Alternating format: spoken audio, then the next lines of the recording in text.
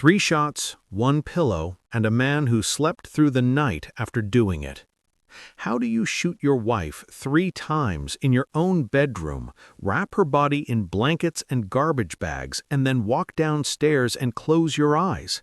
How does a woman who survived 2 hurricanes, buried her brother, and was 72 hours away from announcing a run for the United States Congress end up dead in the home she shared with the one person who promised to protect her?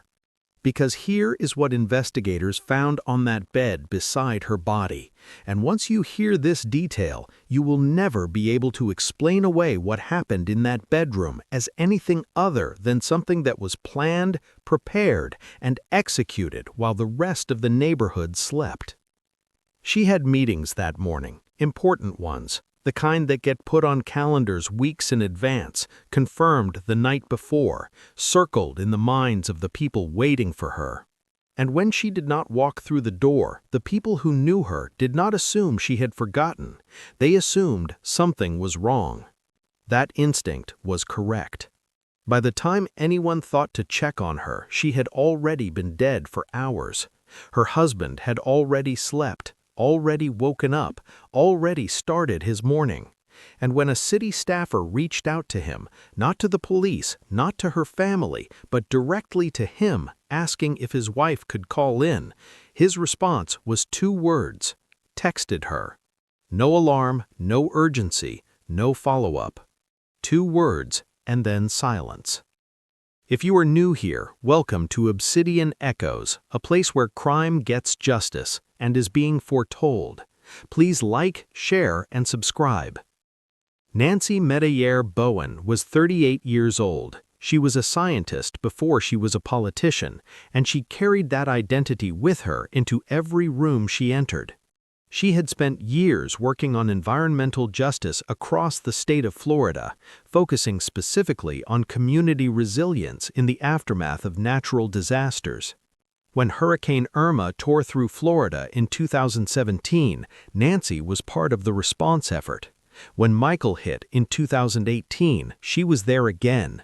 When Dorian threatened the coastline in 2019, her work was already embedded in the systems that communities leaned on.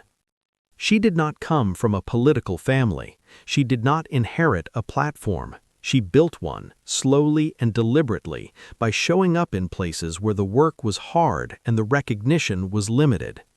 In 2020, she ran for the Coral Springs City Commission and won. When she won, she became the first Black and Haitian American woman ever elected to that body. She was re-elected in 2024.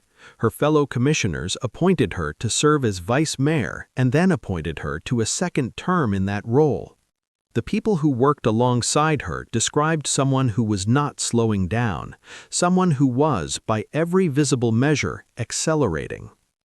2 years into her marriage to Stephen Bowen, she posted a photograph on Instagram. The 2 of them were standing in front of the Coral Springs City Seal at City Hall. Her caption read, "2 years with the amazing Stephen Bowen. Cheers to love, growth, and building a beautiful life together." The image showed 2 people who looked settled, committed, forward-facing. That post would later be read differently by everyone who saw it. Stephen Bowen was 40 years old. He worked. He was a Freemason, involved in lodge activities, connected to a community of men who shared rituals and obligations and a sense of brotherhood. By all outward appearances, he was a husband supporting a wife whose career was ascending at a pace that was difficult to ignore. His mother, when later interviewed by police, said she was unaware of any marital problems between the 2 of them. As far as anyone on the outside could see, this was a marriage that was working. What was happening on the inside of that marriage is something only 2 people knew. And after the night of Tuesday, March 31st, 2026, only one of them was alive to describe it. The weeks leading up to that night had been for Nancy a period of momentum. 2 weeks before her death, Florida Democratic Party Chair Nikki Fried had embraced her at the party's leadership summit.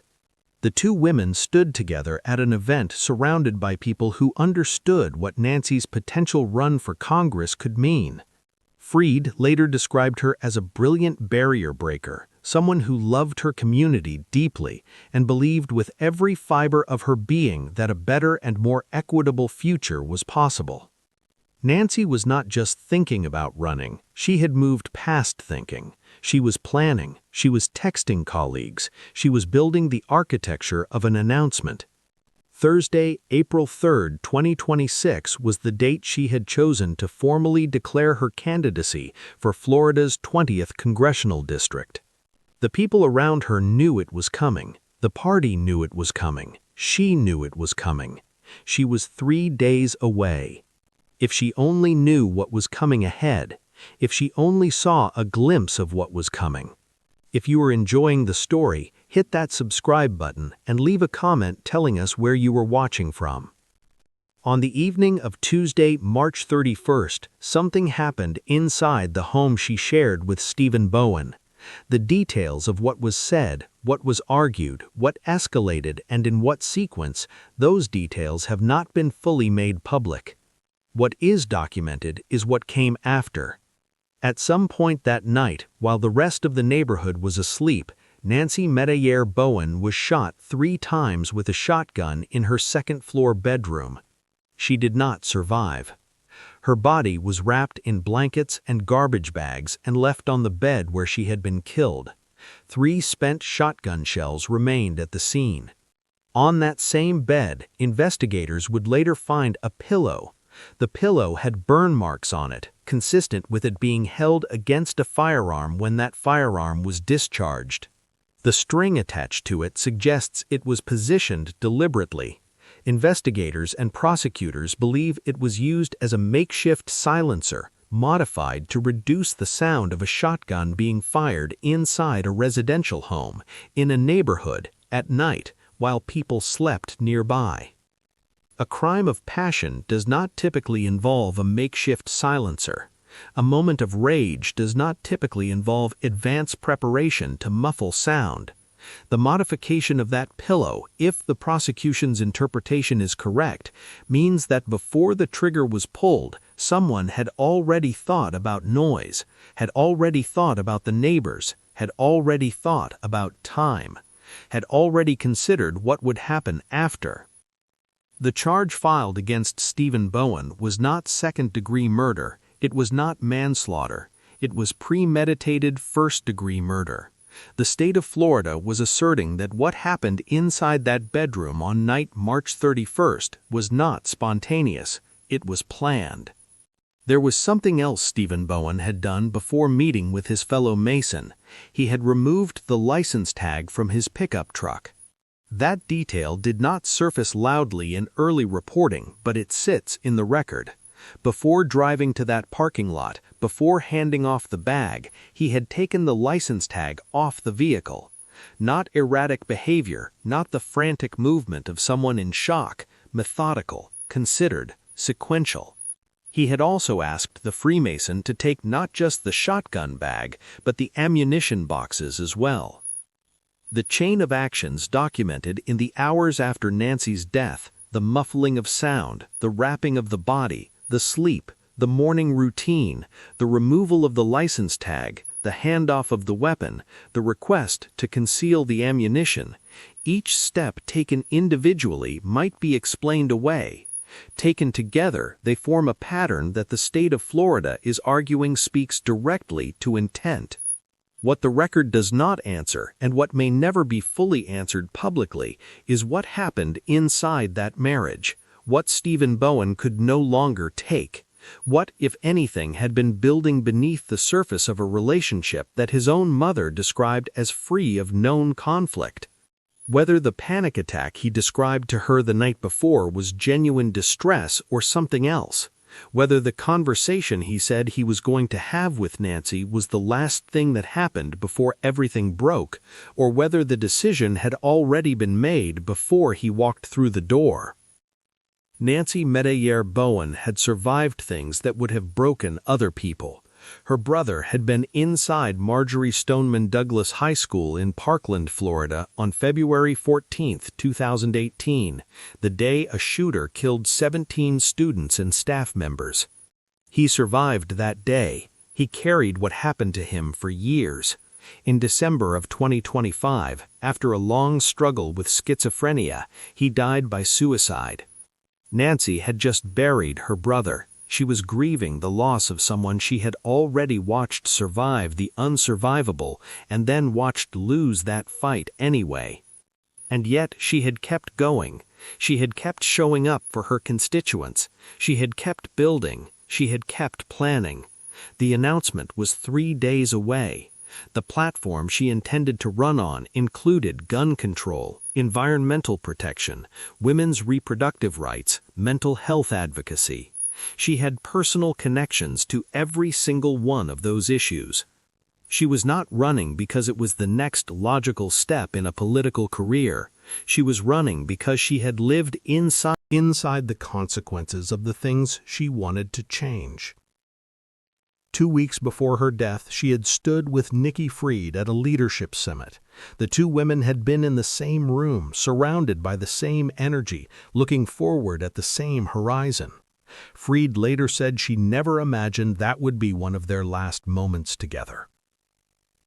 The bond hearing for Stephen Bowen took place in Broward County Court. He appeared as the first person on the docket. He was charged with premeditated murder and with tampering with or fabricating physical evidence.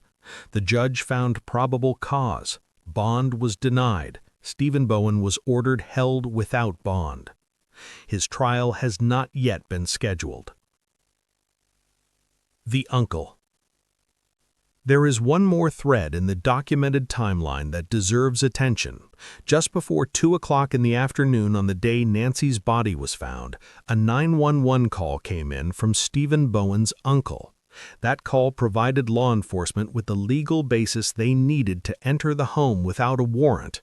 It was a call from within the Bowen family itself, not from Nancy's family, not from her colleagues, not from the city, from within his own family. That call, in practical terms, was what allowed investigators to access the scene that confirmed everything. What the uncle knew before making that call, what he had been told, whether he understood what he was setting in motion, those questions are part of a record that has not been fully made public. What is documented is the result. The call came in, the home was entered, Nancy was found, the case moved forward. Nancy Metayer Bowen was a scientist, a public servant, a daughter, a sister, and a woman who had spent years building something in a community that had come to depend on her presence. She had done that work without a shortcut, without an inheritance, without a safety net handed to her by someone else. She had built it vote by vote, year by year, meeting by meeting, hurricane by hurricane. She was 3 days away from the largest announcement of her career, and she was killed, according to the state of Florida, by the one person in her life who had promised to build something with her. The question that remains unanswered, the one that everyone who knew her is still sitting with, is not simply what happened inside that bedroom. It is what was happening inside that marriage that no one on the outside could see. Whether there were signs that were missed or hidden or misread, whether the man who posted photographs with her at City Hall and called her amazing was already somewhere else entirely, long before the night of March 31st. The trial will come, the evidence will be presented, the state will argue premeditation, the defense will construct whatever counter-narrative it has available, and somewhere in the middle of that process, the specific shape of what happened between those two people will either become clearer or remain, in some essential way, private. What will not change is what Nancy represented to the people who watched her rise. What will not change is that she is gone. What will not change is the timing. Not just that she died young, but that she died 3 days before the morning she had circled on her calendar as the beginning of something larger than anything she had done before. She had just buried her brother. She was still grieving. She was still going.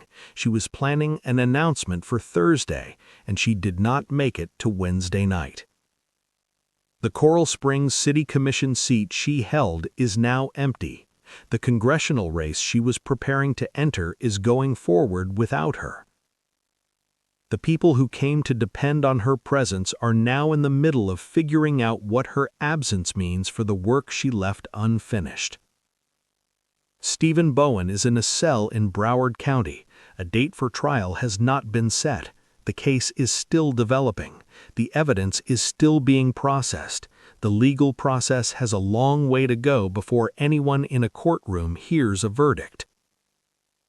But the question that does not wait for a verdict, the one that keeps surfacing for the people who knew her, is not about guilt or innocence in a legal sense.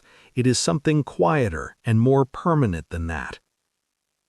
How does a woman survive hurricanes and political campaigns and the death of a brother, build herself into the first person to do something that had never been done before in her city, stand 2 weeks before her death in a room full of people who believed in what she was capable of, and still not make it to Thursday? That question does not have a courtroom answer. It's just the weight that stays. If you enjoyed the crime tale, hit that subscribe. Till next time, stay safe.